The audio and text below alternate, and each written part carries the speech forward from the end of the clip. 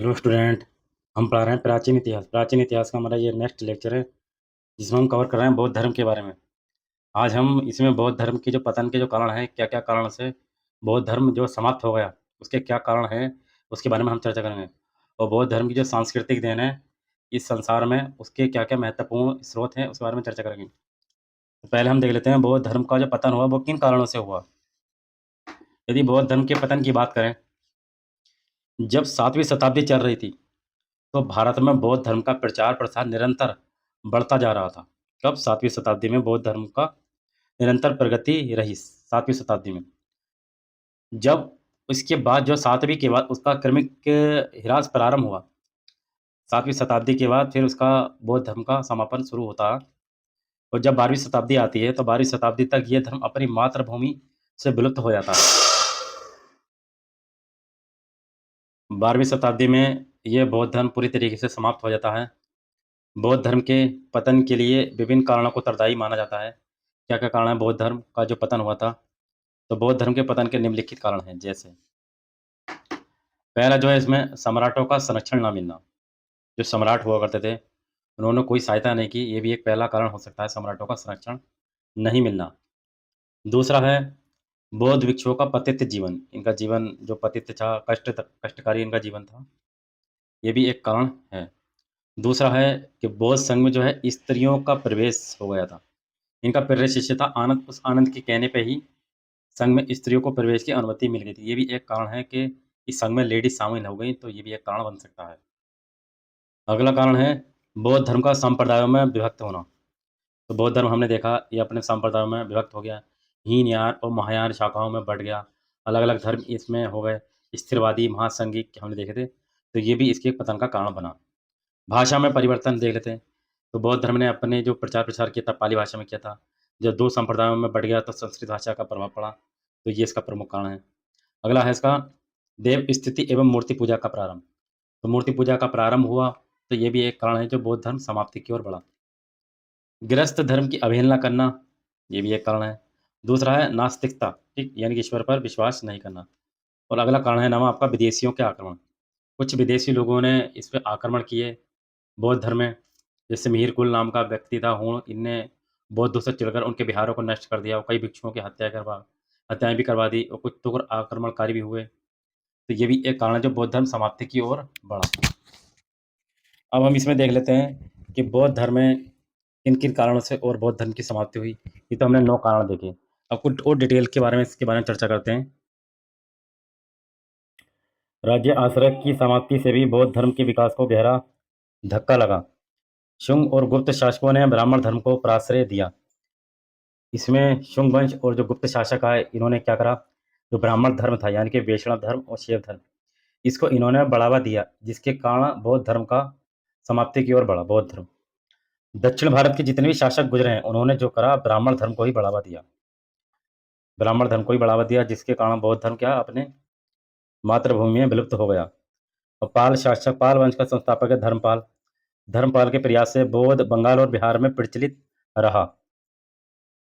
तो ये शासक थे दक्षिण भारत के, जो पाल शासक था, इनने बंगाल में, बिहार में जो ब्राह्मण धर्म को और वैष्णव धर्म, शैव धर्म को बढ़ावा दिया, जिसके कारण बौद्ध धर्म का इतना महत्वपूर्ण स्थान नहीं रहा।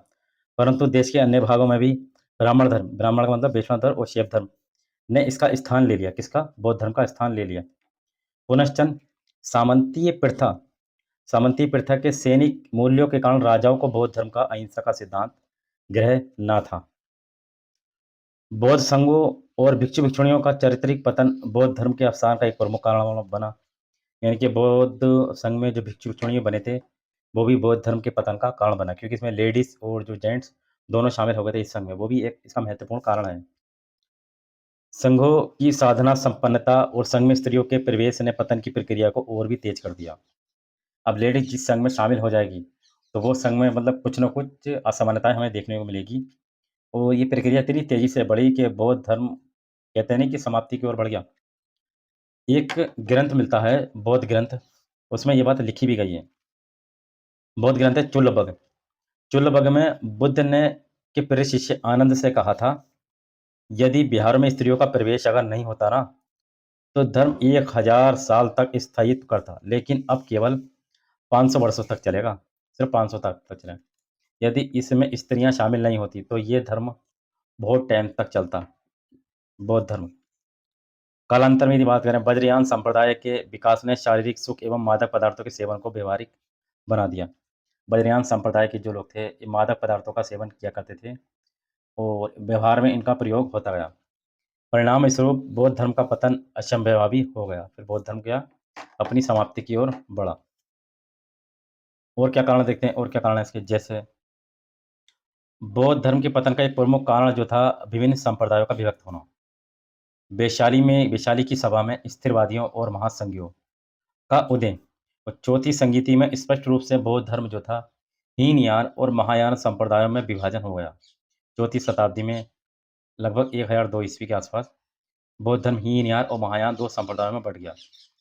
अब बौद्ध धर्म जो था सैद्धांतिक रूप से कमजोर हो गया। जब दो संप्रदाय बढ़ गए और दोनों के अध्यक्ष अलग अलग हो जाएंगे, तो हर एक धर्म अपनी अलग अलग चलाएगा। तो अब क्या हुआ, बौद्ध धर्म कमजोर हो गया। फिर धीरे धीरे जो हीनयान शाखा थी भारत से विलुप्त हो गई और फिर आगे चल के महायान भी अपने वास्तविक इस रूप में नहीं रह सका। 8वीं शताब्दी से तांत्रिक प्रभाव के कारण ये धर्म अपने छोटे संप्रदाय में विभक्त होकर अपना प्रभाव खो बैठा। 7वीं शताब्दी तक इसकी प्रगति होती रही। 12वीं में तो पूरी तरीके से समाप्त हो जाएगा। लेकिन 8वीं शताब्दी में कुछ तांत्रिक प्रभाव आया और ये धर्म जो है छोटे-छोटे संप्रदायों में विभक्त होकर पूरी तरीके से ये धर्म नष्ट हो गया। बौद्ध धर्म की अपार सफलता का एक प्रमुख कारण ये भी था, बौद्ध धर्म की अपार सफलता का प्रमुख कारण ये भी था कि इसने जनसाधारण की जो पाली भाषा थी, के माध्यम से प्रचार-प्रसार किया था और बौद्ध ग्रंथ जो हैं वो भी पाली भाषा में लिखे गए हैं। परंतु कालांतर में यदि बात करें, महायान और बद्रियान संप्रदायों का संस्कृत भाषा से गहरा संबंध हो गया। ये संप्रदाय जो हैं संस्कृत भाषा में प्रचार-प्रसार करती थी, इनका संबंध इससे हो गया। लेकिन बौद्ध ग्रंथ की जो भाषा है वो कौन-सी है? पाली भाषा। तो इससे भी इसमें महत्वपूर्ण प्रभाव पड़ेगा। जनसाधारण धर्म की गूढ़ बातों को समझने में असफल रहा और उसने इस धर्म का अपना संबंध विच्छेद कर लिया। यानी कि पहली जो भाषा थी वो पाली थी, फिर संस्कृत हो गई। तो कुछ लोग इस भाषा को समझने में असमर्थ रहे, संधि विच्छेद हो गया। तो फिर ये धर्म क्या असफल रहेगा इनकी बातों को समझने के लिए। अगला है आपका, बौद्ध धर्म को नव ब्राह्मणवाद के बढ़ते प्रभाव का सामना करना पड़ा। जो ब्राह्मणवाद धर्म जो बढ़ा, वैष्णव और शैव धर्म, इसका सामना करना पड़ा, जिसके समक्ष जो बौद्ध धर्म नहीं टिक पाया इसके सामने। इसमें जो थे शुंग शासकों ने पुनः ब्राह्मणवाद को प्रतिष्ठित करने का प्रयास किया। इन्होंने इसको प्रयास किया बढ़ाने का और उनके कार्य को सातवाहन शासक जो थे, गुप्त शासक जो थे और कुछ अन्य शासकों ने इसे आगे बढ़ाया। किसको? ब्राह्मणवाद को। उत्तर और दक्षिण भारत में समान रूप से विष्णु और शिव की पूजा प्रचलित हो गई। तो विष्णु की पूजा यानी कि वैष्णव धर्म, शिव की पूजा यानी कि शैव धर्म, इसी को बोलेंगे ब्राह्मणवाद। इसकी पूजा शुरू हो गई। अब जो है ब्राह्मणवाद का प्रभाव हमें देखने को मिलेगा। इसके बाद जो है पुनश्चन ब्राह्मण धर्म ने बुद्ध को भी विष्णु का अवतार मान लिया। इसके अलावा वैदिक धर्म की प्रतिष्ठा को पुनः स्थापित करने में कुमारिल भट्ट और शंकराचार्य ने भी महत्वपूर्ण भूमिका का निर्वहन किया। यानी कि जो बौद्ध धर्म थे, इस वैदिक धर्म का विरोध किया करते थे। लेकिन फिर से इस वैदिक धर्म को पुनः स्थापित करने के लिए कुमारिल भट्ट और शंकराचार्यों ने महत्वपूर्ण योगदान दिया। हिंदू धर्म के इन दार्शनिकों और विद्वानों के बढ़ते प्रभाव के समक्ष जर्जर बौद्ध धर्म नहीं टिक पाया और बौद्ध धर्म क्या हो गया? समाप्त हो गया। अब कुछ विदेशी आक्रमण देखते हैं। कुछ विदेशी आक्रमण ने बौद्ध धर्म के पतन को समाप्त कर दिया। जैसे विदेशी आक्रमणों ने भी बौद्ध धर्म के पतन में सहयोग दिया। मिहिरकुल नामक एक हूण विजेता था, इसने बौद्धों से चिढ़कर उनके जो बिहार थे उसको नष्ट कर दिया तथा भिक्षुओं की हत्याएं भी करवाई इसने, मिहिरकुल ने। फिर इसके बाद में तुर्क आक्रमणकारियों ने भी बौद्ध बिहारों को अपना निशाना बनाया और बंगाल और बिहार के प्रमुख बौद्ध ग्रंथ थे जैसे नालंदा, विक्रमशिला, अग्नि की भेंट चढ़ा दी गई, यानी कि इसमें आग लगा दी गई और बहुत सारे भिक्षु मौत के घाट उतार दिए गए और जो बचे व शेष वो नेपाल एवं तिब्बत पलायन कर गए, जो बौद्ध धर्म का प्रचार प्रसार आज भी कर रहे हैं यहाँ पर। तो ये बौद्ध धर्म के पतन के बारे में जानकारी थी। अब हम देख लेते हैं बौद्ध धर्म की जो सांस्कृतिक जो देन है संसार के जीवन में, भारत के जीवन में किस तरीके से सांसारिक देन रही है बौद्ध धर्म की। भारतीय समाज के विकास में बौद्ध धर्म ने भारतीय संस्कृति के विकास में बौद्ध धर्म ने बहुत बड़ा योगदान दिया है। बौद्ध राजाओं एवं सम्राटों ने जनता के सम्मुख बड़े उच्च आदर्श रखे और उन्हें कार्यान्वित किया। उनका देश पर बहुत प्रभाव पड़ा, किसका? बौद्ध धर्म का। उनमें कुछ ऐसे हुए जिनका आज भी संसार आदर से स्मरण करता है। आज भी बौद्ध धर्म का प्रचार प्रसार इसी तरीके से जारी है और इसका सम्मान भी किया जाता है। बौद्ध धर्म द्वारा दर्शन तथा तर्क शास्त्र की भी उन्नति हुई।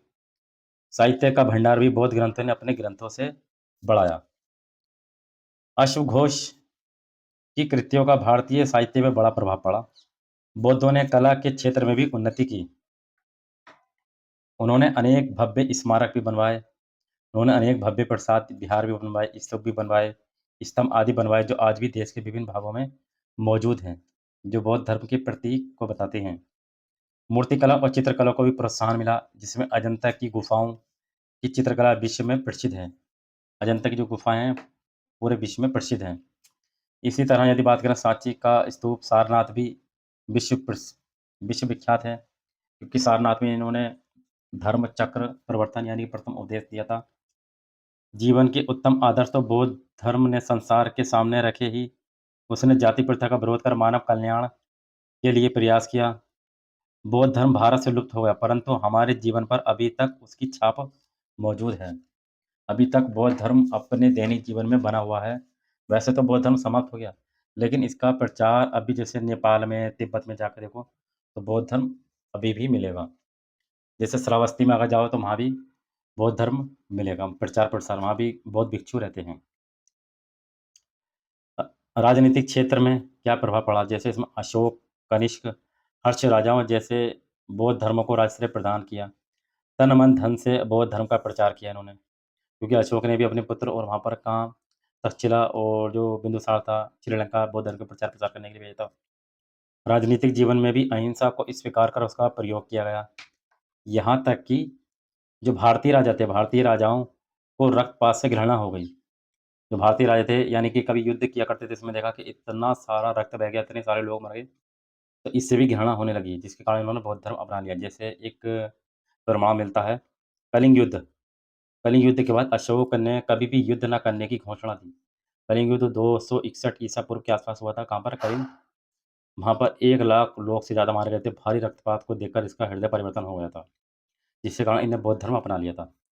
साम्राज्यवादी नीति का त्याग करके उसने बौद्ध धर्म के प्रभाव के कारण ही किया था, तो इसने फिर बौद्ध धर्म अपना लिया था उसके बाद। हेवल के अनुसार भारत को एक राष्ट्र के रूप में संगठित करने का श्रेय बौद्ध धर्म को उसी प्रकार है, जिस प्रकार शैक्षणिक के छोटे-छोटे राज्यों को संगठित करने का श्रेय ईसाई धर्म को है। तो ये हेवल ने ये बात लिखी है। वर्तमान परिप्रेक्ष्य में प्रत्येक राष्ट्र के लिए, वर्तमान समय की यदि बात करें, प्रत्येक राष्ट्र के लिए सत्य, अहिंसा तथा शांति का संदेश आज भी अत्यंत उपयोगी एवं हितकारी है। तो आज भी सदा सत्य बोलना चाहिए, हिंसा नहीं करनी चाहिए और शांति का संदेश जो है आज भी प्रयोग किया जा रहा है इसका। सामाजिक क्षेत्र में देख लेते हैं, सामाजिक क्षेत्र में क्या योगदान रहा है। महात्मा बुद्ध ने सामाजिक न्याय तथा सामाजिक समानता पर अधिक बल दिया। उन्होंने जो ऊंच-नीच, जाति-पाति, अमीर-गरीब का भेदभाव मिटाकर सभी वर्गों तथा जातियों के लिए बौद्ध धर्म का द्वार खोल दिया था। पीछे हमने इसके बारे में पढ़ा था, इनने जो चारों वर्ण थे, ब्राह्मण, क्षत्रिय, वैश्य और शूद्र, इन सबको इनने एक नज़र से देखा था गौतम बुद्ध ने। तो सभी के लिए इसने द्वार खोल दिया था बौद्ध धर्म का। कोई भेदभाव नहीं, कोई अमीर-गरीब नहीं, कोई ऊँचा-नीचा नहीं। उनकी दृष्टि में सभी मनुष्य समान हैं। जिस प्रकार सभी नदियाँ समुद्र में जाकर गिरती हैं, तो जितनी भी जो नदियाँ समुद्र में जाकर समा जाती हैं, उसी प्रकार इस धर्म में सभी जातियाँ एक हो जाती हैं। इस धर्म में राजा रंक ऊंच नीच का भेदभाव नहीं रहता है। एक प्रकार से इस धर्म ने समाज में क्रांति सी उत्पन्न कर दी। तो बौद्ध धर्म ये कहते हैं कि जिस प्रकार जो नदियाँ जितनी नदियाँ निकल रही हैं, वो सब समुद्र में जाकर समा जाती हैं। इसी प्रकार सभी जातियाँ एक होकर एक धर्म, कोई ऊंच नीच नहीं, कोई भेदभाव नहीं, तो इससे क्रांति उत्पन्न हो जाती है। महात्मा बुद्ध सदाचार पर अधिक बल देते हैं। सदाचार पर अधिक बल देते हैं। त्याग, आत्म संयम, अहिंसा, सहयोग, परोपकार जैसे नैतिक आदर्शों को अपनाने पर उन्होंने जोर दिया। सामाजिक समरसता ही उनका दृष्टिकोण था। सामाजिक समरसता ही उनका दृष्टिकोण था। तो त्याग, आत्मसंयम, अहिंसा नहीं करना चाहिए, सहयोग, परोपकार नहीं करना चाहिए, इस पर इन्होंने आदि चीज़ पर महत्वपूर्ण ध्यान दिया। अब धार्मिक क्षेत्र के बारे में हम देख लेते हैं। वैदिक धर्म अनेक बुराइयां व्याप्त थीं। यज्ञ, आडंबर, कर्मकांड आदि की प्रधानता थी। जातिवाद, ऊंच नीच, अछूत अछूत आदि भावनाओं की प्रबलता थी इसके टाइम पीरियड पर। कर्मकांड की प्रधानता थी, जातिवाद था, ऊंच नीच थी। लेकिन महात्मा बुद्ध ने सरल एवं जनसाधारण की भाषा में बौद्ध धर्म का प्रचार प्रसार किया। सरल एवं जनसाधारण की भाषा में बौद्ध धर्म का प्रचार प्रसार किया, जिसमें वैदिक धर्म से अलग हटकर जन सामान्य के लिए अत्यंत सरल मार्ग का निर्देशन दिया। वैदिक धर्म से अलग हटकर बौद्ध धर्म ने नैतिक आदर्शों पर अधिक बल दिया, जिसमें 4 आर्य सत्य, अष्टांगिक मार्ग, 10 शील आदि सिद्धांतों की उपयोगिता अकाष्ठ थी। देवी देवताओं के अस्तित्व में उनका विश्वास नहीं था। तो वैसे भी बौद्ध धर्म के बारे में हमने पीछे पढ़ा कि वैदिक साहित्य के विरोधी थे। वैदिक देवी देवताओं पर उनका विश्वास नहीं था गौतम बुद्ध का। अब कला के क्षेत्र में देख लेते हैं, कला के क्षेत्र में किस तरीके से इसका प्रभाव पड़ा। जैसे कला के क्षेत्र में बौद्ध धर्म के कारण कला का अत्यधिक विकास हुआ। गुहा कला का प्रारंभ इसी काल से है। गांधार कला शैली का मूर्ति कला के विकास में पर्याप्त योगदान है। बौद्ध स्तूपों, चैत्य तथा विहारों के निर्माण की परंपरा बौद्ध धर्म के कारण ही प्रारंभ हुई है। अजंता एवं एलोरा की गुफाएं उनकी चित्रकला तथा निर्माण शैली के बौद्ध धर्म से प्रभावित हैं। अजंता की गुफा, एलोरा की गुफा, ये जो गुफाएं हैं बौद्ध धर्म से प्रभावित हैं। कला के क्षेत्र में इसका महत्वपूर्ण प्रभाव पड़ा। गुहा कला का प्रारंभ भी बौद्ध धर्म से हुआ और गंधार कला शैली का प्रारंभ भी इसी बौद्ध धर्म से हुआ। तो अजंता की जो चित्रकला है और एलोरा की जो गुफा है, अजंता की गुफा, एलोरा की गुफा, इनकी चित्रकला तथा निर्माण शैली बौद्ध धर्म से प्रभावित है। इनके अनेक मंदिरों पर जो चित्रकारी की गई है वे महात्मा बुद्ध के जीवन से ही संबंधित हैं। तो ये दोनों जो गुफा चित्र हैं महात्मा बुद्ध से ही संबंधित हैं। जैन साहित्य का विकास, बौद्ध बौद्ध साहित्य जनसाधारण की भाषा पाली में उपलब्ध है। बौद्ध धर्म का प्रचार भी पाली भाषा में ही किया गया है। भगवान बुद्ध के 84 सहस्त्र व्याख्यानों को त्रिपिटकों के रूप में पाली भाषा में ही संग्रहित किया गया है। इस प्रकार बौद्ध धर्म के कारण पाली भाषा के विकास को बड़ा बल मिला है। यानी कि बौद्ध धर्म का जो प्रचार प्रसार हुआ है टोटल, वो पाली भाषा में हुआ है। जो चतुर्थ बौद्ध संगीति आई तो उसमें हीनयान और महायान संप्रदाय ने संस्कृत भाषा का प्रयोग किया, जिसके कारण इसके पतन का कारण भी बन सकता है। विदेशों में भारतीय संस्कृति का प्रसार कैसा था? विदेशों में भारतीय संस्कृति का प्रसार मुख्यतः बौद्ध धर्म के कारण ही हुआ। मध्य एशिया, चीन, जापान, कोरिया, बर्मा, स्यात, मलाया, जावा, सुमात्रा और श्रीलंका आदि में लोग बौद्ध धर्म के प्रचारार्थ गए। यहाँ पर बौद्ध धर्म का प्रचार प्रसार करने के लिए ये लोग गए थे और वहाँ भारतीय संस्कृति का प्रचार किया। यहाँ पर जाकर चीन में, जापान में, कोरिया में, यानी कि विदेश में जाकर भारतीय संस्कृति और बौद्ध धर्म का प्रचार प्रसार किया। बृहत्तर भारत के निर्माण में बौद्ध धर्म का योगदान भुलाया नहीं जा सकता। तो ये अपने पूरे भारत में जो बौद्ध धर्म का प्रचार प्रसार है उसको नहीं भुलाया जा सकता, क्योंकि इसने बहुत महत्वपूर्ण योगदान दिया है। इसके अलावा बौद्ध धर्म के कारण अग्रलिखित क्षेत्र में भी पर्याप्त विकास हुआ। जैसे बौद्ध धर्म की महायान शाखा के कारण ही मूर्ति पूजा का प्रारंभ हुआ। जन सेवा तथा मानव प्रेम का विकास भी हुआ। बौद्ध धर्म के प्रचारार्थ संघ व्यवस्था का प्रादुर्भाव भी हुआ। तो ये बौद्ध धर्म की संस्कृति, कला के बारे में डिस्कशन था और बौद्ध धर्म किस तरीके से समाप्त हो गया उसके बारे में हम चर्चा की थी। तो ये हमारा बौद्ध धर्म का लेक्चर था। आई होप आपको समझ में आया होगा। अब हम नेक्स्ट वीडियो में 6ठी शताब्दी ईस्वी में आर्थिक दशा के बारे में हम नेक्स्ट वीडियो में चर्चा करेंगे और कुछ व्यापार, वाणिज्य, शिल्प, उद्योग के बारे में चर्चा करेंगे। चलिए, थैंक्स।